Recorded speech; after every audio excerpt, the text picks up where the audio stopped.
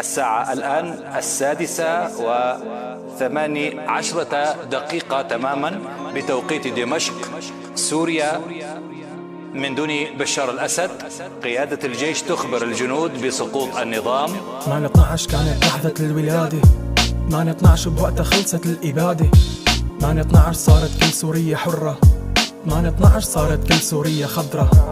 كبري يا بلادي كبري وانهضي من جديد، لا تطيق السادة الأحرار أطواق الحديد. كم صبرنا حتى نلنا، ها هو النصر العنيد، كم لبثنا حتى نصحى بعد أن كنا عبيد. لقد خلقنا من جديد والأرض تحتها خفايا، لو كان احتلال صهيوني أرحم من سجن صدنايا. 14 سنة ونحن عايشين جوا غابة، قلوبنا محطمة ووجوهنا كانت مليانة كآبة. ابن المتعة هو وماهر ما بنعرف أبوهن مين، سميتونا مندسين حاربتونا باسم الدين، بس نسيتوا نحن مين. نحن قوم مسلمين، نحن بنو أمية قد نحينا الغاشمين.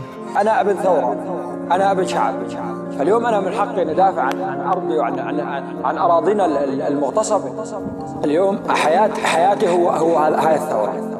هذا الأمر عزة، هذا الأمر عزة وكرامة، والله العظيم حتى هاي التضحيات لها لذة لا تضيع لا في الدنيا ولا بالآخرة. هالأرض مانا بخيلة شبعانة من دم شبابها، بمعركة ردع العدوان فتحت لنا كل بوابة. يوم صرخنا بالحرية كنت عاملنا ضحية، حتى جينا بالشاهين وخلصنا هالمسرحية. بشار لما الخزينة بس نسي ألبوم الصور. الله يسامحك يا إثناء، صرنا فضيحة بين البشر. حرقنا قبر أبوك ودسنا على بيت الأسد، ما في أسد إلى الأبد ما دمنا بهذا البلد.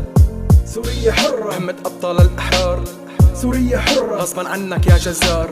سوريا حرة ما رح ننسى اللي صار، سوريا حرة سقط الندل بشار. سوريا جنة رح تتعمر بين ايدينا، سوريا جنة ما بيعرف يسأل علينا. نحن أحفاد الرسول، نحن أحفاد عمر، نحن أحفاد علي، نحن زينة البشر.